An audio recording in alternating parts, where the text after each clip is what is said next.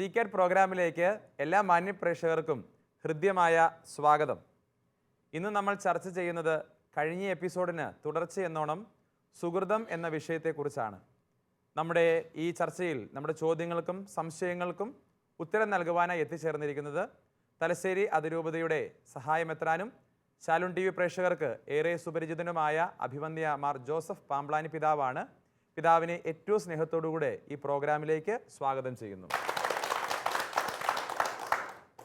അതുപോലെ തന്നെ ഇന്നത്തെ ചർച്ചയിൽ ചോദ്യങ്ങൾ ചോദിക്കുവാനും സംശയങ്ങൾ ചോദിക്കുവാനും ഇവിടെ എത്തിച്ചേർന്നിരിക്കുന്നത് തലശ്ശേരി അതിരൂപതയിലെ വെള്ളരിക്കുണ്ട് ഫൊറോനയിലെ ഭീമനടി ക്രിസ്തുരാജ ദേവാലയത്തിലെ മതാധ്യാപകരും PT അംഗങ്ങളുമാണ്. അവരെയും ഏറ്റവും സ്നേഹത്തോടുകൂടെ ഈ പ്രോഗ്രാമിലേക്ക് സ്വാഗതം ചെയ്യുന്നു.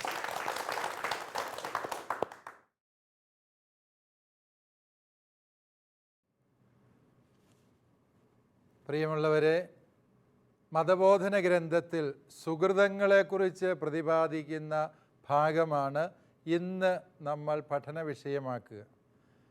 ഈ പഠനത്തിൽ നമ്മളോടൊപ്പമായിരിക്കുന്നത് ഭീമനടി സൺഡേ സ്കൂളിലെ മതാധ്യാപകരും അതുപോലെ PTA പ്രതിനിധികളുമാണ്. നമുക്ക് നമ്മുടെ ക്ലാസ്സിലേക്ക് പ്രവേശിക്കാം. ഈ സുഹൃതം എന്ന് പറയുന്നതും പുണ്യം, നന്മ എന്ന് പറയുന്നതും തമ്മിൽ എന്തെങ്കിലും വ്യത്യാസമുണ്ടോ? നിങ്ങൾക്ക് എന്നാ തോന്നുന്നത്?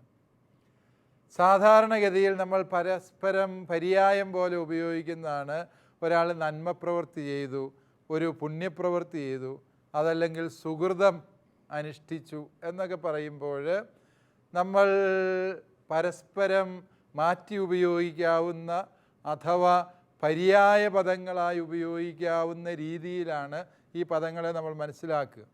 എന്നാൽ ധാർമ്മിക ദൈവശാസ്ത്രത്തിലും അതുപോലെ സഭയുടെ പ്രബോധനങ്ങളിലും സുഹൃതം എന്ന പദത്തിന് കൂടുതൽ വ്യാപകമായ ആഴമുള്ളൊരർത്ഥമുണ്ട്. നന്മ പ്രവൃത്തിയും സുഹൃതങ്ങളും തമ്മിലുള്ള വ്യത്യാസം എന്ത് എന്നുള്ളതാണ് ഈ പാഠഭാഗത്തെ ആദ്യത്തെ വിഷയം. പലപ്പോഴും നമ്മൾ നന്മ എന്ന് പറയുന്നു, സുഹൃതം എന്ന് പറയുന്നത്, പുണ്യം, ഇതൊക്കെ ഒറ്റ അർത്ഥത്തിലാണ് മനസ്സിലാക്കുക, പര്യായ പദങ്ങളെ പോലെ. എന്നാൽ ഇവ തമ്മിലൊരു വ്യത്യാസമുണ്ട് എന്നാണ് മതബോധന ഗ്രന്ഥം നമ്മെ പഠിപ്പിക്കുന്ന ആദ്യത്തെ പാഠം. അതായത് നന്മ പ്രവൃത്തി എന്ന് പറഞ്ഞാൽ നമ്മൾ നന്മയായൊരു കാര്യം പ്രവർത്തിച്ചു, അത്രയേ ഉള്ളൂ. പക്ഷേ ആ നന്മയായ പ്രവൃത്തി നമ്മുടെ ജീവിതത്തിൻ്റെ സ്ഥായീ ഭാവമായി മാറുമ്പോഴാണ് അത് സുഹൃതമായി മാറുന്നത്. ഇപ്പോൾ ഉദാഹരണം പറഞ്ഞാൽ, ഒരാൾ സത്യം പറഞ്ഞു. ചിലർ സത്യം പറയുന്നത് തന്നെ ഒരു വാർത്തയാണ്, അല്ലേ? ചിലർ പൊതുവേ നുണ പറയുന്നവരാണ്. അവർ സത്യം പറഞ്ഞു. ആ സത്യം പറച്ചിൽ ഒരു നന്മ പ്രവൃത്തിയാണ്, ശരിയല്ലേ? ആ സത്യം പറയുക എന്നുള്ളത് നന്മ പ്രവൃത്തിയാണ്. എന്നാൽ ഒരു വ്യക്തിയുടെ സ്വഭാവമനുസരിച്ച് ആ വ്യക്തി നുണ പറയാറേയില്ല. അയാൾ എന്ത് പറഞ്ഞാലും അത് സത്യമായിരിക്കും എന്നുണ്ട് എങ്കിൽ ആ വ്യക്തി സുഹൃതമുള്ള വ്യക്തി എന്ന് പറയും. മനസ്സിലാവുന്നു? വല്ലപ്പോഴും ഒരിക്കൽ സത്യം പറയുകയും മിക്കപ്പോഴും നുണ പറയുകയും ചെയ്യുന്ന വ്യക്തിയുടെ സത്യം പറച്ചിലിനെ നമുക്ക് എന്തെന്ന് പറയാം? നന്മ പ്രവൃത്തി എന്ന് പറയാം. അതേസമയം ആ വ്യക്തിയുടെ സ്ഥായീ ഭാവം തന്നെ നന്മ പ്രവർത്തിക്കുക എന്നുള്ളതാണ് എങ്കിൽ, അല്ലെങ്കിൽ സത്യം പറയുക എന്നുള്ളതാണ് എങ്കിൽ നമുക്കതിനെ സുഹൃതം എന്ന് വിശേഷിപ്പിക്കാം. അതുകൊണ്ട് നമ്മളിൽ എല്ലാ മനുഷ്യരിലും നന്മ പ്രവൃത്തികൾ നമ്മൾ ചെയ്യാറുണ്ട്, ഇല്ലേ? നമ്മൾ എത്ര ദുഷ്ടന്മാരാണെങ്കിലും എന്തെങ്കിലുമൊക്കെ നന്മ ചെയ്യാറുണ്ട് എന്നുള്ളത് സത്യമാണ്. അതേസമയം നമ്മൾ സുഹൃതികളാണോ എന്ന് ചോദിച്ചാൽ അതിന് ഉത്തരം പറയുക വളരെ ബുദ്ധിമുട്ടാണ്. കാരണം എന്താണ്? നമ്മൾ സുഹൃതികളാകണം എന്നുണ്ട് എങ്കിൽ, അഥവാ നമ്മുടെ നന്മ പ്രവൃത്തികൾ സുഹൃതങ്ങളായി പരിഗണിക്കപ്പെടണം എന്നുണ്ട് എങ്കിൽ, ആ നന്മ പ്രവർത്തിക്കുന്നത് നമ്മളിൽ ഒരു സ്ഥായീ ഭാവം ശീലമായി മാറേണ്ടതുണ്ട് എന്നത് തിരിച്ചറിയുക. ഈ സുഹൃതങ്ങൾ, മാനുഷിക സുഹൃതങ്ങളുണ്ട്, അതുപോലെ തന്നെ മൗലിക സുഹൃതങ്ങൾ, ദൈവിക സുഹൃതങ്ങൾ എന്നൊക്കെ പറഞ്ഞ് വേർതിരിവുകളുണ്ട്. ഇതേക്കുറിച്ചൊക്കെ നിങ്ങൾ പഠിച്ചിട്ടുണ്ട് എന്നെനിക്കറിയാം. മാനുഷികമായ സുഹൃതങ്ങൾ എന്ന് പറഞ്ഞു കഴിഞ്ഞാൽ ഒരു വ്യക്തി ഒരു സമൂഹത്തിൽ ഏറ്റവും മാന്യമായും നല്ല രീതിയിലും പെരുമാറുന്നതിന് ആവശ്യമായ നന്മകളെ നമുക്ക് എന്തെന്ന് വിളിക്കാം? മാനുഷിക സുഹൃതങ്ങൾ എന്ന് വിളിക്കാം. മാനുഷിക സുഹൃതങ്ങൾ ചെയ്യുന്നതിന് ഒരു വ്യക്തിക്ക് ദൈവവിശ്വാസം വേണോ എന്ന് ചോദിച്ചാൽ എന്തായിരിക്കും? ദൈവവിശ്വാസം ഇല്ലാത്തവരും നല്ല കാര്യങ്ങളൊക്കെ ചെയ്യുന്നത് നമ്മൾ കാണാറുണ്ട്, ഇല്ലേ? അയാൾ ദൈവത്തിലൊന്നും വിശ്വസിക്കുന്നില്ല, പക്ഷേ അയാൾ നല്ല കാര്യങ്ങളെ ചെയ്യാറുള്ളൂ. അല്ലെങ്കിൽ ആ വ്യക്തി സത്യം മാത്രമേ പറയാവുള്ളൂ, ആ വ്യക്തി നീതിപൂർവ്വം പ്രവർത്തിക്കുകയുള്ളൂ എന്നൊക്കെ നമുക്ക് ചിലരെക്കുറിച്ച് പറയാൻ സാധിക്കും. അത് മാനുഷികമായ സുഹൃതങ്ങളുടെ ഭാഗമാണ്. മാനുഷികമായ സുഹൃതങ്ങൾ ദൈവവിശ്വാസമില്ല എങ്കിലും മനുഷ്യന് ചെയ്യാവുന്നതാണ്. ഈ മാനുഷികമായ സുഹൃതങ്ങളിലെ ഏറ്റവും മഹത്തായ 4 മൂല്യങ്ങളെയാണ് അഥവാ പുണ്യങ്ങളെയാണ് മൗലിക സുഹൃതങ്ങൾ എന്ന് പറയും. അതായത് ഈ സുഹൃതങ്ങൾ എല്ലാ നന്മയുടെയും അടിസ്ഥാനമായി വർത്തിക്കുന്നു എന്നുള്ളത് കൊണ്ടാണ് അതിനെ മൗലിക സുഹൃതങ്ങൾ, ഫണ്ടമെൻ്റൽ വെർച്യൂസ് എന്ന് പറയും. മൗലിക സുഹൃതങ്ങളാണ്. ഇവ ഏതൊക്കെയാണ് എന്ന് നിങ്ങൾ പഠിച്ചിട്ടുണ്ട്, അല്ലേ? ഏതൊക്കെയാണ് ഇവ? വിവേകം, വിവേകം അതിൽപ്പെട്ടതാണ്. 2 നീതി, അതിൽ ഈ മൗലിക സുഹൃതങ്ങളിൽ പെടുന്നതാണ്. 3 സംയമനം, അല്ലേ? സംയമനം, അതുപോലെ തന്നെ സ്ഥിരത, ഇവയൊക്കെയും അടിസ്ഥാനപരമായ മൗലിക മൂല്യങ്ങളാണ്. എന്തുകൊണ്ടാണ് നീതിപൂർവം പ്രവർത്തിക്കുക എന്ന് പറഞ്ഞാൽ ഒരു മനുഷ്യന് ദൈവത്തിനും മനുഷ്യനും അർഹതപ്പെട്ടത് നൽകുന്നതാണ് നീതിപൂർവമായ പ്രവൃത്തി. ഇപ്പോൾ ഉദാഹരണമായിട്ട് ദൈവം പറഞ്ഞു, നീ ഞായറാഴ്ചകളിലും കടവുള്ള ദിവസങ്ങളിലും മുഴുവൻ കുർബാനയിൽ പങ്കുകൊള്ളണം. അത് ദൈവം മനുഷ്യനോട് ആവശ്യപ്പെട്ട, താൻ ജീവിതത്തിൽ ഇതുവരെയും മനുഷ്യന് ചെയ്തു കൊടുത്ത സർവ്വ നന്മകൾക്കുമായി ദൈവം മനുഷ്യനിൽ നിന്ന് തിരികെ ചോദിച്ച ഒരു വിശ്വാസ പ്രതികരണമാണ് വിശുദ്ധ കുർബാനയിലെ പങ്കാളിത്തം. ഞാൻ അത് ചെയ്യാതിരിക്കുമ്പോൾ ഞാൻ അനീതിയെ പ്രവർത്തിക്കും. മനസ്സിലാവുന്നു? ദൈവത്തോട് പ്രവർത്തിക്കേണ്ട നീതി ഞാൻ പ്രവർത്തിച്ചില്ല എന്നുള്ളത്. അതുപോലെ തന്നെ അയൽക്കാരനോട് പ്രവർത്തിക്കേണ്ട നീതിയുണ്ട്. അത് ചെയ്യാതിരുന്ന അയാളുടെ വീട്ടിലേക്ക് കടന്നു പോകാനുള്ള വഴി എൻ്റെ പറമ്പിൽ കൂടിയാണെന്ന് വിചാരിക്കുക. ഞാനത് വേലി കെട്ടി തടഞ്ഞു വെച്ചാൽ എന്ത് ചെയ്തു? അനീതി പ്രവർത്തിച്ചു. അതാണ് പ്രധാനപ്പെട്ട കാര്യം. അതുകൊണ്ട് ദൈവത്തോടും മനുഷ്യരോടും നീതിപൂർവം പ്രവർത്തിക്കുക. അതുപോലെ തന്നെ നമ്മൾക്ക് മനസ്സിലാകും, നമ്മൾ വിവേകത്തോടെയാണ് പെരുമാറേണ്ടത്. വിവേകം എന്ന് പറയുന്നത് അരിസ്റ്റോട്ടിൽ പറയും എല്ലാ പുണ്യങ്ങളുടെയും മാതാവാണ് വിവേകം എന്ന് പറയും. നമ്മൾ തന്നെ സാധാരണ ജീവിതത്തിൽ മനുഷ്യരെ കാണും, കാര്യം അവൻ നല്ല മിടുക്കനും സമർത്ഥനുമാണ്, നല്ല വാക്സാമർത്ഥ്യമുണ്ട്, എല്ലാ തരത്തിലുള്ള കഴിവുമുണ്ട്, പക്ഷേ നമ്മൾ പറയും അവന് ബോധമില്ലെന്ന് പറയും, ഇല്ലേ? ചിലപ്പോൾ പറയും ബോധമില്ല. എന്താ ഈ ബോധമില്ല എന്ന് പറയുമ്പോൾ നമ്മൾ ഉദ്ദേശിക്കുന്നത് വിവേകമില്ലെന്ന് തന്നെയാണ്. ബോധമില്ല എന്ന് പറഞ്ഞാൽ വിവേകമില്ല എന്ന് പറയും. എപ്പോഴും എന്നതാണ് പറയേണ്ടത്, ആരോടാണ് പറയുന്നത്, എന്തെല്ലാം കാര്യങ്ങളാണ് പറയാൻ പാടുള്ളത്, ഏതാണ് പറയാൻ പാടില്ലാത്തത്, എന്താണ് ചെയ്യേണ്ടത്, ചെയ്യരുതാത്തത് എന്നിവ വിവേചിച്ചറിയാനുള്ള കഴിവിനെയാണ് എന്തെന്ന് പറയുക? വിവേകം എന്ന് പറയുക. അതുകൊണ്ടാണ് അരിസ്റ്റോട്ടിൽ പറഞ്ഞത്, വിവേകമില്ലാത്തവന് ഏത് പുണ്യം ഉണ്ടായിട്ടും ഒരു കാര്യമില്ല, കാരണം പുണ്യങ്ങളുടെ മാതാവായി വർത്തിക്കുന്നത് വിവേകമാണ് എന്ന് പറയുന്നതിൻ്റെ പൊരുളതാണ്. വീണ്ടും നമ്മൾ മനസ്സിലാക്കുന്നു, സംയമനം നമ്മുടെ ശരീരത്തെ, അതിൻ്റെ ഭാവനകളെ നിയന്ത്രിച്ച് നിർത്താനുള്ള കഴിവ് അത് വളരെ പ്രധാനപ്പെട്ടതാണ്. ഒരു ചേട്ടന് മദ്യപിക്കണം എന്ന ആഗ്രഹം ഉണ്ടെന്ന് വിചാരിക്കും. ഭീമനടിയിൽ ആസ്ഥാന കുടിയന്മാർ ഉണ്ടോ എന്ന് എനിക്ക് അറിഞ്ഞുകൂടാ. ഉണ്ടാകും, മലബാറിലെ കുറവാണ്, എന്നാലും ഉണ്ട്. അപ്പം അല്ലേ, അപ്പോൾ ഈ മദ്യപാനികൾ, ചില മനുഷ്യർ പറയും, എൻ്റെ അച്ചോ ഞാനങ്ങനെ മദ്യപാനിയൊന്നുമല്ല കേട്ടോ, എപ്പം വേണേലും എനിക്ക് നിർത്താവുന്നതേ ഉള്ളൂ, ഞാൻ വേണേ ഇപ്പം നിർത്താം, ഇന്ന് നിർത്താം, ഇതിനു മുമ്പ് ഞാനൊരു 50 തവണ നിർത്തിയിട്ടുണ്ടെന്നും പറയും. അല്ലേ? കാരണം എന്താണ്, അയാൾക്ക് സാധിക്കുകയല്ല. അതായത് ഒരു കാര്യം നന്മ ആഗ്രഹിക്കാൻ പറ്റുന്നുണ്ട്, പ്രവർത്തിക്കാൻ പറ്റുന്നില്ല. ശീലങ്ങളിലൂടെ അയാളുടെ സംയമനം നഷ്ടപ്പെടുകയും അയാളുടെ ശരീരത്തിൻ്റെയും മനസ്സിൻ്റെയും മേലുള്ള നിയന്ത്രണം ആ വ്യക്തിക്ക് നഷ്ടമാവുകയും ചെയ്തു. അത്തരം ഗതികേടുകൾ ഇല്ലാതിരിക്കുന്ന അവസ്ഥയാണ്. ഞാൻ വിചാരിച്ചാൽ, ആഗ്രഹിച്ചാൽ അത് പ്രവൃത്തിപഥത്തിൽ എത്തിക്കാൻ പോരുന്ന നിശ്ചയദാർഢ്യം, അതുപോലെ തന്നെ സ്ഥിരത, ആത്മസംയമനം ഉണ്ട് എങ്കിൽ തീർച്ചയായും അത് മൗലികമായ പുണ്യം തന്നെയാണ്. അതുപോലെ തന്നെ നാം എടുക്കുന്ന തീരുമാനങ്ങളിൽ സ്ഥിരതയോടെ നിൽക്കുക. കുറച്ച് കഴിയുമ്പോൾ അത് ഇട്ടേച്ച് പോകുന്നതല്ല. ഈ മൗലിക സുഹൃതങ്ങളിലൂടെയാണ് ഒരു വ്യക്തി ആധ്യാത്മികമായി ആഴപ്പെടുന്നത് എന്ന് നമുക്ക് തിരിച്ചറിയാൻ സാധിക്കും. നന്മ ഉണ്ടായതുകൊണ്ട് മാത്രം കാര്യമില്ല.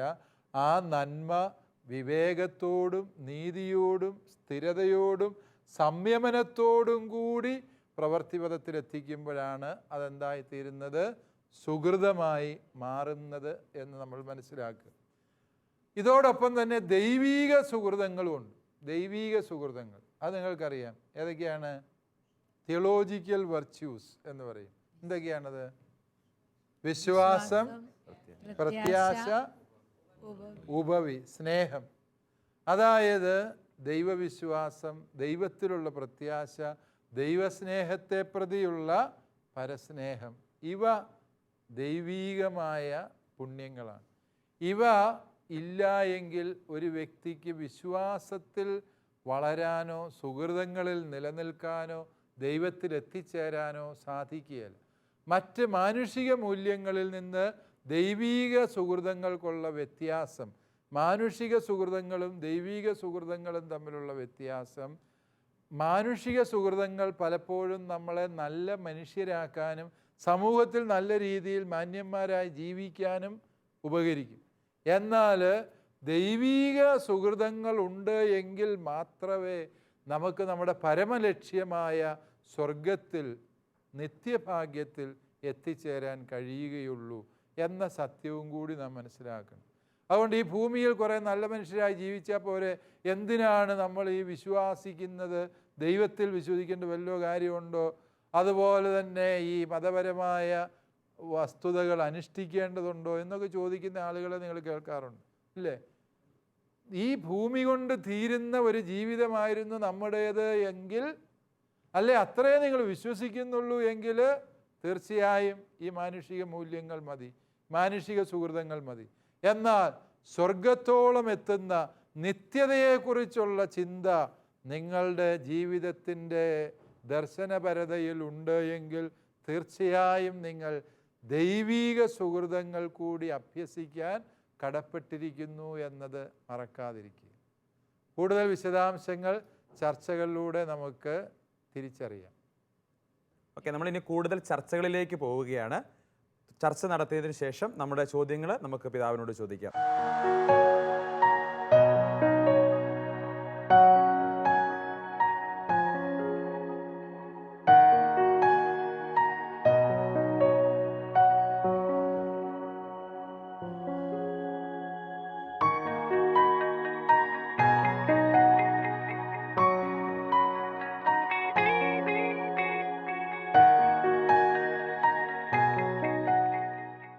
ഓക്കെ, നല്ല ചൂടേറിയ ചർച്ചകളാണ് നടക്കുന്നതെന്ന് തോന്നുന്നു. നമുക്ക് ചർച്ചകൾ അവസാനിപ്പിക്കാം. ഇനി ചോദ്യത്തിനുള്ള സമയമാണ്. നമ്മൾ ചോദ്യങ്ങളിലേക്ക് പ്രവേശിക്കുകയാണ്. ആദ്യത്തെ ചോദ്യം ആരാണ് ചോദിക്കുന്നത്? പിതാവേ, മതബോധന ഗ്രന്ഥം 1828 ഇപ്രകാരം പറയുന്നു: ശിക്ഷയെ പറ്റിയുള്ള ഭയം മൂലം തിന്മയിൽ നിന്ന് അകന്നു നിൽക്കുകയാണെങ്കിൽ നാം അടിമകളുടെ സ്ഥാനത്ത്. പ്രതിഫലത്തിനായി നാം നന്മ ചെയ്യുന്നെങ്കിൽ കൂലിവേലക്കാരൻ. സ്നേഹത്തെപ്പറ്റി നന്മ ചെയ്യുന്നെങ്കിൽ നാം ദൈവമക്കൾ. പക്ഷേ എപ്പോഴും സ്വർഗം പ്രാപിക്കുന്നതിനും അല്ലെങ്കിൽ ശിക്ഷയെ ഭയന്നുമാണ് നന്മ ചെയ്യുന്നത്. എങ്കിൽ സ്നേഹത്തെ പ്രതിയുള്ള നന്മ ചെയ്യുന്നത് എങ്ങനെയാണെന്നൊന്ന് വിശദമാക്കാമോ? യെസ്, മേരി ടീച്ചർ ചോദിച്ചത് നമ്മുടെ എല്ലാവരുടെയും ജീവിതത്തിലെ ഒരു പ്രശ്നം തന്നെയാണ് അല്ലേ? മതബോധന ഗ്രന്ഥം അങ്ങനെയൊക്കെ പറയും, നമ്മൾ ശിക്ഷ പേടിച്ച് ചെയ്തുകൊണ്ട് അടിമകളാണ്, എന്തെങ്കിലും പ്രതിഫലം കിട്ടുമെന്ന് വിചാരിച്ച് ചെയ്താൽ എന്താണ്? കൂലിവേലക്കാരൻ. ദൈവസ്നേഹത്തെ പ്രതി ചെയ്യണം, സ്വർഗം കിട്ടും എന്ന് വിചാരിച്ച് നമ്മൾ ചെയ്യുമ്പോഴെന്താണത്? അതും പ്രതിഫലം പ്രതീക്ഷിച്ചതാകും അല്ലേ? ഇതിനെ നമ്മൾ അല്പം കൂടി വ്യക്തതയോടെ മനസ്സിലാക്കാൻ പറ്റുമെന്ന് എനിക്ക് തോന്നുക.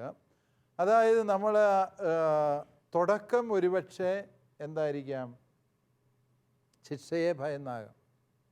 ഇപ്രകാരമൊക്കെ പ്രവർത്തിച്ചാൽ നമ്മൾ നരകത്തിൽ പോകുമല്ലോ, അങ്ങനെ ചെയ്യാൻ പാടില്ലല്ലോ എന്നുള്ള ആ ഒരു ചിന്ത നമ്മളെ നന്മയുടെ വഴിയിലേക്ക് കൂടുതൽ കൃത്യതയോടെ ചേർന്ന് നടക്കാൻ പ്രേരിപ്പിക്കുന്നുണ്ടാകും. ഒത്തിരി പ്രലോഭനങ്ങളും പ്രശ്നങ്ങളും ഒക്കെ വരുമ്പോൾ നമുക്ക് ചിന്തിക്കാം, ഇതിൽ പ്രലോഭനത്തിൽ വീണു പോയാൽ ദൈവമേ എൻ്റെ ആത്മാവിനെ ഞാൻ നശിപ്പിച്ച് കളയുവാണല്ലോ, ഞാൻ നരകത്തിൽ പോകാൻ ഇടവരുമല്ലോ, അതുകൊണ്ട് ഞാൻ പാപം ചെയ്യുകയില്ല എന്ന് തീരുമാനിക്കുമ്പോൾ അതെന്താണ്? ശിക്ഷയെ ഭയന്നാണ്. പക്ഷെ അപ്പോഴും അതിനകത്തൊരു നല്ല കാര്യമുണ്ട്. ഏതാണ്? നന്മ ചെയ്യുന്നു എന്നുള്ളൊരു നല്ല കാര്യമുണ്ട്. രണ്ടാമത്തെ തലത്തിലെത്തുമ്പോഴെന്താണ്? പ്രതിഫലം പ്രതീക്ഷിച്ചുകൊണ്ട്, അതായത് സ്വർഗത്തിൻ്റെ പ്രതിഫലം, ദൈവം എനിക്ക് സ്വർഗം തരും, അതുകൊണ്ട് ഞാൻ ഇന്ന കാര്യം ചെയ്യുന്നു അല്ലേ? ഞാനിങ്ങനെ ഉപവസിച്ച് പ്രാർത്ഥിക്കുന്നു, എന്തിനീ വയറ് കാഞ്ഞിങ്ങനെ ഉപവസിച്ചിരിക്കുന്നു, ഇതുകൊണ്ട് ദൈവത്തിന് എന്നാ കിട്ടാനാ? ദൈവത്തിനൊന്നും കിട്ടുമൊന്നുമില്ല, പക്ഷേ എനിക്ക് കിട്ടും. എന്ത്? സ്വർഗ സൗഭാഗ്യം കിട്ടും എന്ന് വിചാരിച്ച് ഞാനത് പ്രവർത്തിക്കുമ്പോൾ എന്തായിത്തീരുന്നു? അത് അനുഗ്രഹമാണ് അല്ലേ? അതും നന്മയാണ്. ഈ വഴികളിലൂടെയൊക്കെ ആയിരിക്കാം ഒരുപക്ഷെ ഒരു വ്യക്തി ആത്മീയതയിലേക്ക് വളരാൻ തുടങ്ങുന്നത്. ആദ്യം ശിക്ഷയെ ഭയന്ന്, രണ്ടാമത് പ്രതിഫലം മോഹിച്ച്, അങ്ങനെ ആ വഴിയെ അങ്ങ് നടന്നു കഴിയുമ്പോൾ നമുക്കുണ്ടാകുന്ന ഒരു വളർച്ചയാണേത്? ദൈവസ്നേഹത്തെ പ്രതി. അങ്ങനെ വളർന്നു കഴിയുമ്പോൾ നമുക്ക് മനസ്സിലാകുന്നത് എൻ്റെ ദൈവം എത്രയോ വലിയ സ്നേഹമാണ്, ഞാൻ വിചാരിച്ചതുപോലെയൊന്നും അല്ലല്ലോ ദൈവം. എന്നെ ശിക്ഷിക്കാൻ അവസരം നോക്കിയിരിക്കുന്നവനോ എന്തെങ്കിലും ഒരു പ്രതിഫലം കാണിച്ച് എന്നെ പ്രലോഭിപ്പിക്കാനിരിക്കുന്നവനോ ഒന്നുമല്ല ദൈവം. എൻ്റെ ദൈവം സ്നേഹം തന്നെയാണ് എന്നും ആ സ്നേഹത്തിൻ്റെ ദിവ്യമായ വലയത്തിലാണ് ഞാൻ എന്നും അറിയുമ്പോൾ വേറെ ഒന്നും വേണ്ട. ദൈവമേ എനിക്ക് അങ്ങയെ മാത്രം മതി. പക്ഷേ തോമസ് അക്വീനാസ് പുണ്യവാളന് അങ്ങനെ ഒരു ദർശനമുണ്ടായി എന്ന് പറയുന്നുണ്ട്. അതായത് ഈ പുണ്യാളൻ ഇങ്ങനെ ദൈവത്തെക്കുറിച്ച് കുറേ കാര്യങ്ങൾ എഴുതി പഠിപ്പിച്ചു. ഇതെല്ലാം കഴിഞ്ഞപ്പോൾ ഈ പുണ്യവാളന് ഒരു ദിവസം ഒരു തോന്നൽ, ഞാൻ എഴുതിയത് മുഴുവൻ വേസ്റ്റാണ്, ദൈവത്തെക്കുറിച്ചല്ല ഞാൻ എഴുതിയത്, ദൈവത്തെക്കുറിച്ച് എനിക്ക് എന്നാ അറിയാമായിട്ടാണ് എഴുതിയത്, ഞാനിതെല്ലാം കത്തിച്ച് കളയാൻ പോവുകയാണ്. അദ്ദേഹം അങ്ങനെ ഇരുന്ന് പ്രാർത്ഥിച്ചുകൊണ്ടിരിക്കുമ്പോൾ തമ്പുരാൻ ഒരു ദർശനം കൊടുത്തു.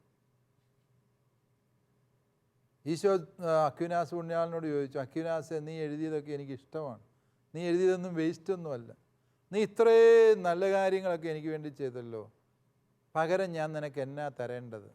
ഉടനെ അക്വിനാസ് പുണ്യവാൻ പറഞ്ഞു, ദൈവമേ എനിക്ക് അങ്ങയെ മാത്രം മതി എന്ന് പറഞ്ഞു.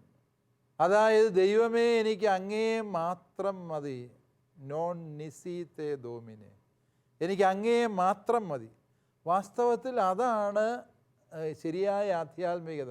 ദൈവത്തെ മാത്രം മതി എന്ന ഒരവസ്ഥയിലേക്ക് മനുഷ്യൻ വളരാൻ കഴിയുമ്പോൾ ശരിക്കും ആധ്യാത്മികതയാണ്. പക്ഷെ അത് ഒരു ദിവസം കൊണ്ടൊന്നും നമ്മൾ എത്തിച്ചേരുന്ന ഒരു തലമൊന്നുമല്ല. ആദ്യ തലങ്ങളിൽ ചിലപ്പം ശിക്ഷയെ ഭയന്നായിരിക്കും അല്ലേ?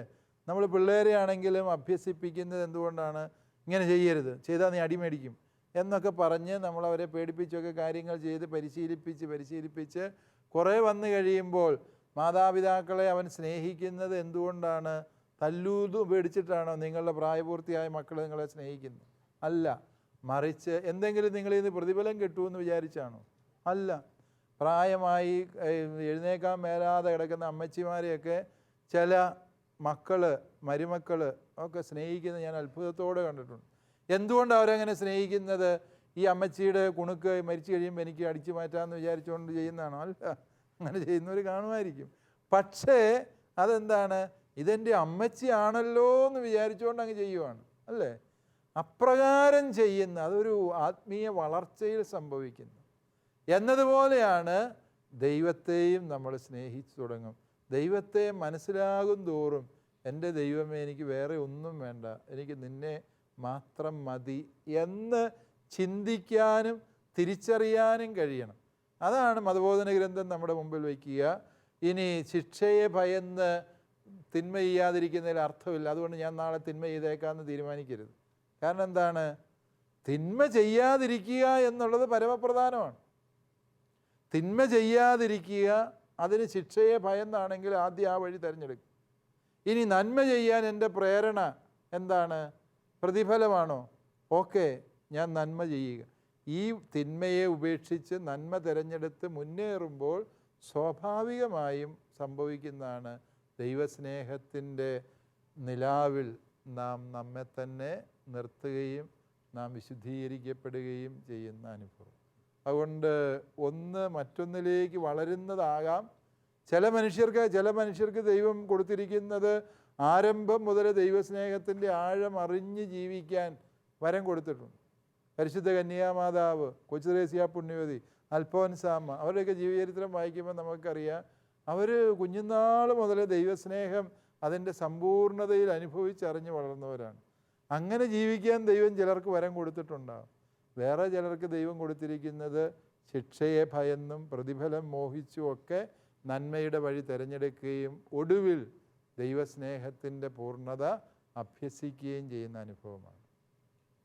ടീച്ചർക്ക് ഉത്തരം വ്യക്തമായല്ലോ അല്ലേ? ഓക്കെ, ഇനി അടുത്ത ചോദ്യം ആരാണ് ചോദിക്കുന്നത്? ഓക്കെ, ജെസ്സി ടീച്ചറാണ്. ടീച്ചറുടെ ചോദ്യം എന്താണ് ടീച്ചർ? പിതാവേ, വിശ്വാസത്തിൻ്റെ ശുശ്രൂഷയും വിശ്വാസ സാക്ഷ്യവും രക്ഷയ്ക്ക് അത്യന്താപേക്ഷിതമാണെന്ന് മതബോധന ഗ്രന്ഥം 1861 ഖണ്ഡികയിൽ പറയുന്നു. അങ്ങനെയെങ്കിൽ വ്യത്യസ്ത മേഖലകളിൽ ജോലി ചെയ്യുന്ന സാധാരണക്കാർക്ക് ഇതെങ്ങനെ സാധ്യമാകും? യെസ്, വിശ്വാസത്തിൻ്റെ സാക്ഷ്യം ടീച്ചർ ചോദിച്ചത് വളരെ പ്രധാനപ്പെട്ട ഒരു കാര്യമാണ്. അത് നിത്യരക്ഷയ്ക്ക് ആവശ്യമാണെന്ന് പറയുന്നു. നമ്മളാണ് ഈ സാക്ഷ്യം പറയാൻ വേണ്ടി നമ്മുടെ മൈക്കും ഇല്ല. ഇപ്പോഴായിരിക്കും ആദ്യമായിട്ടൊരു മൈക്ക് കൈ പിടിച്ച ടീച്ചർ. സാക്ഷ്യം പറയാൻ മൈക്കും ഇല്ല, പ്രസംഗിക്കാനൊരു സ്റ്റേജും ഇല്ല, നമ്മൾ പ്രസംഗിച്ചാൽ കേൾക്കാനൊട്ട് ആളുമില്ല. പിന്നെ എങ്ങനെയാണ് സ്വർഗത്തിൽ പോകാൻ പറ്റുന്നത്? ഇതല്ലേ ടീച്ചറിൻ്റെ ചോദ്യം? യെസ്, അത് നല്ല ചോദ്യമാണ്. അതായത് സാക്ഷ്യം എന്ന് പറയുന്നത് അത് മൈക്കെടുത്തുള്ള പ്രസംഗമല്ല, മറിച്ച് എന്താണ്, സാധാരണ ജീവിത സാഹചര്യങ്ങൾ ജീവിക്കുന്നവർക്ക് ഇതെങ്ങനെ സാധിക്കും എന്നാണ് ടീച്ചർ ചോദിച്ചത്. സാധാരണ ജീവിത സാഹചര്യങ്ങളിലാണ് നമ്മൾ സാക്ഷ്യം വഹിക്കേണ്ടത്. ലൗദാത്തെ എത്ത് എക്സുൾത്താത്തെ എന്ന അപ്പസ്തോലിക പ്രബോധനത്തിൽ ഒരു കാര്യം പറയുന്നുണ്ട്. ഒരു പാവം ചേടത്തി, ആ ചേടത്തി അങ്ങാടി പോയി കച്ചവടമൊക്കെ നടത്തി തിരിച്ചു വരുന്ന വഴിക്ക് ഒരു ചേടത്തിയെ കണ്ടു. ആ ചേടത്തിയോട് വേറൊരു ചേടത്തിയുടെ കുറ്റം പറയാൻ തുടങ്ങി. അപ്പോൾ ഈ ചേടത്തി പറഞ്ഞു, അയ്യോ, നമ്മൾ കുറ്റം പറയാൻ പാടില്ലല്ലോ, നമ്മൾ ദൈവസ്നേഹത്തെപ്പറ്റി നമുക്കത് വേണ്ടാന്ന് വയ്ക്കാം.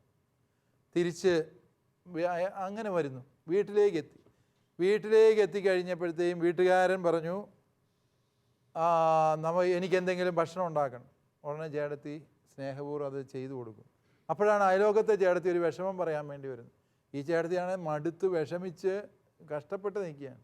അയലോകത്തെ ചേടത്തി ഒരു സങ്കടം പറയാൻ വേണ്ടി വന്നു. ആ ചേടത്തിയുടെ കൂടെ ആട്ടുകല്ലേലും അരകല്ലേലും ആയിട്ട് അവർ ഇരുന്ന് വർത്തമാനം പറഞ്ഞു. ആ ചേടത്തിയെ ആശ്വസിപ്പിച്ച് തിരിച്ചു വിട്ടു. അതിനുശേഷം വീട്ടുകാരെല്ലാവരും ഇരുന്ന് കൊന്തയെല്ലാവരും. വാസ്തവത്തിൽ ആ ഒരു സാധാരണക്കാരിയായ വീട്ടമ്മ എന്തൊരു വലിയ സുവിശേഷ സാക്ഷ്യമാണ് നൽകിയത് എന്ന് മാർപ്പാപ്പ പറഞ്ഞത് വളരെ പ്രധാനപ്പെട്ടതാണ്. ഒരു സാധാരണ വീട്ടമ്മയുടെ സാക്ഷ്യം മാർപ്പാപ്പ പറയുക. നമ്മുടെ അടുത്ത് കുറ്റം പറയാൻ വരുന്നവരോട് പറയുക, ഇത് ഈശോയ്ക്ക് ഇഷ്ടമല്ലാത്ത കാര്യമല്ലേ, നമ്മൾക്ക് അതുകൊണ്ട് കുറ്റം പറയണ്ട. സാധാരണ വീട്ടമ്മമാർക്ക് ചെയ്യാവുന്ന ഒരു വലിയ പുണ്യപ്രവൃത്തിയാണ്, അല്ലേ? ഞാൻ ചേട്ടത്തിമാരെ കളിയാക്കിയെന്നൊന്നും തോന്നരുത്. അങ്ങനെ ശത്രുക്കൾ പറയുന്നതാണ്, ഞാൻ പറയുന്നതല്ല. നമ്മൾ ആണുങ്ങളും കുറ്റം പറയുന്ന കാര്യത്തിൽ ഒരു മോശമുള്ളവരല്ല. പക്ഷേ ഇതിൻ്റെ പാപഭാരം മൊത്തത്തിൽ ഏറ്റെടുത്തിരിക്കുന്ന ആരാണ്? സ്ത്രീകളാണ്. അതുകൊണ്ട് ഞാൻ പറഞ്ഞതേ ഉള്ളൂ. അപ്പോൾ ഈ കുറ്റം പറയാൻ ഒരാൾ വരുമ്പോൾ അത് ഈശോയ്ക്ക് ഇഷ്ടമില്ലാത്ത കാര്യമില്ലേ, നമുക്കത് വേണ്ട എന്ന് പറയും. ഒരാളൊരു വിഷമം പറയുമ്പോൾ എനിക്ക് നേരമില്ല, നീ പിന്നെ എങ്ങനും വാ എന്ന് പറയാതെ വായോ ഇരിക്കാൻ കേൾക്കാം, എന്താണ് നമ്മളെ കൊണ്ട് പറ്റുന്നൊരു സഹായം ചെയ്തു കൊടുക്കാൻ വേണ്ടി പറ്റും. ചിലപ്പോൾ സാമ്പത്തികമായി നമുക്ക് സഹായിക്കാൻ പറ്റിയെന്ന് വരികയില്ല, എന്നാലും ഞാൻ പ്രാർത്ഥിക്കാം, എനിക്കും ശരിക്കും വിഷമമുണ്ട്, നിൻ്റെ സങ്കടം ന്യായവുമാണ്, എങ്ങനെയായാലും നമുക്ക് പരിഹരിക്കാം, നീ നിരാശപ്പെടാതെ വിഷമിക്കാതെ എന്തേലും ഒരു വഴി ഈശോ കാണിച്ചു തരും എന്നൊക്കെ പറഞ്ഞ് ആശ്വസിപ്പിച്ച് ധൈര്യപ്പെടുത്തി വിടുന്നു. അത് ഒരു സുവിശേഷത്തിൻ്റെ സാക്ഷ്യമാണ് അല്ലേ? മക്കൾ നിങ്ങൾ അടിച്ച് വൃത്തിയാക്കിയിട്ട വീട് അത് നിങ്ങൾ നശിപ്പിച്ചു, അരമണിക്കൂർ കൊണ്ട് അത് നശിപ്പിച്ചു എന്ന് വിചാരിക്കും. നിങ്ങളെന്ത് ചെയ്തു? മക്കളോട് വഴക്കുണ്ടാക്കാതെയും പ്രാകാതെയും നിങ്ങളാ വൃത്തിയാക്കി. എന്നിട്ട് പറഞ്ഞു, എൻ്റെ മോനെ മമ്മി എത്ര കഷ്ടപ്പെട്ടാണ് ഇത് ചെയ്തതെന്ന് കണ്ടോ, ഇനി ഇത് ചെയ്യരുത്, ഇങ്ങനെ ചെയ്യുന്നത് ഈശോയ്ക്ക് ഇഷ്ടമല്ലല്ലോ. ഇങ്ങനെ നമ്മൾ ഏത് പ്രവൃത്തിയും ഈശോയെ പ്രതി ചെയ്തു തുടങ്ങുമ്പോൾ അത് സാക്ഷ്യത്തിൻ്റെ ജീവിതമാണ് അല്ലേ? കാര്യം നമ്മൾ ചെയ്യുന്ന ഇതെല്ലാം നമ്മൾ ചെയ്യും. നമ്മൾ ചെയ്യുന്നത് എന്താണ്? പ്രാഗി നേർന്നു മുടിയാൻ വേണ്ടി എന്നും പറഞ്ഞ് നമ്മളിതിങ്ങനെ ചെയ്തുകൊണ്ടിരിക്കും അല്ലേ? അതേസമയം മിറ്റമടിക്കുന്ന ചേട്ടത്തി ഈ മിറ്റമടിക്കുമ്പം കുഞ്ഞ് നിന്ന് മിറ്റമടിക്കുകയാണ്, ആ മുറ്റത്തൊരു പ്ലാവ് നിൽപ്പുണ്ട്, ഈ മുടിഞ്ഞ പ്ലാവ് ഇതിന് എന്നും ഇല പൊഴിക്കലാണല്ലോ ദൈവമേ, ഇതങ്ങ് വെട്ടിക്കളഞ്ഞായിരുന്നെങ്കിൽ. ഇതിനോട് ഞാൻ എത്ര കാലമായിട്ട് പറയുന്നതാണ് വെട്ടാന്ന്, കേൾക്കുമോ? ആർക്കാണ് മനുഷ്യൻ്റെ വിഷമം അറിയേണ്ടത്? കുനിഞ്ഞിരുന്ന് മിറ്റമടിച്ച് മനുഷ്യൻ്റെ നടുവൊടിഞ്ഞു, മിറ്റമടിച്ച് തീരുന്നവരെ നിങ്ങളിങ്ങനെ പ്രാഗിയും കുറ്റവും പറഞ്ഞുകൊണ്ടിരുന്നത് ചെയ്തു അല്ലേ? അപ്പോൾ അതിന് പകരമായിട്ട് ചിന്തിക്കുക, ശരിയാ ഇപ്പോൾ ഇച്ചിരി കഷ്ടപ്പാടുണ്ടെങ്കിലും ഈ പ്ലാവ് ഇവിടെ നിൽക്കുന്നതുകൊണ്ട് വീട്ടിൽ തണൽ കിട്ടുന്നുണ്ട്, വീട്ടിൽ ചക്കപ്പഴം നല്ല പഴമാണല്ലോ, നല്ല തേൻവരിക്ക പ്ലാവാണല്ലോ ഇത്, ഇതിൻ്റെ ചക്ക പറിച്ച് പുഴുക്കുണ്ടാക്കാം, നല്ലതാണല്ലോ, അങ്ങനെ ദൈവം തന്നൊരു അനുഗ്രഹമാണല്ലോ ഇത് എന്ന് വിചാരിച്ചുകൊണ്ട് ആ പ്രവൃത്തി ചെയ്യുമ്പോൾ അതും സാക്ഷ്യത്തിൻ്റെ ജീവിതമാണ് അല്ലേ? അതുകൊണ്ട് സാധാരണ ജീവിത സാഹചര്യങ്ങളിൽ നമുക്ക് സാക്ഷികളാകാവോ എന്ന് ചോദിച്ചാൽ തീർച്ചയായും ഏത് ജീവിതാന്തസ്സിലും ഏത് ജീവിത സാഹചര്യത്തിലും സാക്ഷികളാകാം. ഒരു വീട്ടമ്മ നൽകുന്ന സാക്ഷ്യം പോലെ ആയിരിക്കണമെന്നില്ല ഒരു അധ്യാപകൻ നൽകുന്ന സാക്ഷ്യം, ഒരു അധ്യാപകൻ്റെ സാക്ഷ്യം പോലെ ആകണമെന്നില്ല ഒരു മതാധ്യാപകൻ്റെ സാക്ഷ്യം, അതുപോലെ ആയിരിക്കണമെന്നില്ല വികാരിയച്ഛൻ്റെ സാക്ഷ്യം. അവരുടെ സാക്ഷ്യങ്ങളുടെ രീതികളിൽ വ്യത്യാസമുണ്ടാകാം, പക്ഷെ അവരെല്ലാവരും ഈശോ മിശിഹായിക്ക് സാക്ഷ്യം വഹിക്കുകയാണ് ചെയ്യുന്നത്. ടീച്ചർക്ക് ഉത്തരം വ്യക്തമായല്ലോ അല്ലേ? വ്യക്തമായി. ഓക്കെ. ഇന്നും നമ്മൾ ചർച്ച ചെയ്തത് സുഹൃതം എന്ന വിഷയത്തെക്കുറിച്ചാണ്. ഈ വിഷയത്തെക്കുറിച്ചുള്ള ചർച്ചകൾ ഇവിടെ അവസാനിക്കുന്നില്ല. അടുത്ത എപ്പിസോഡിൽ വീണ്ടും കാണുന്നതുവരെ നന്ദി, നമസ്കാരം.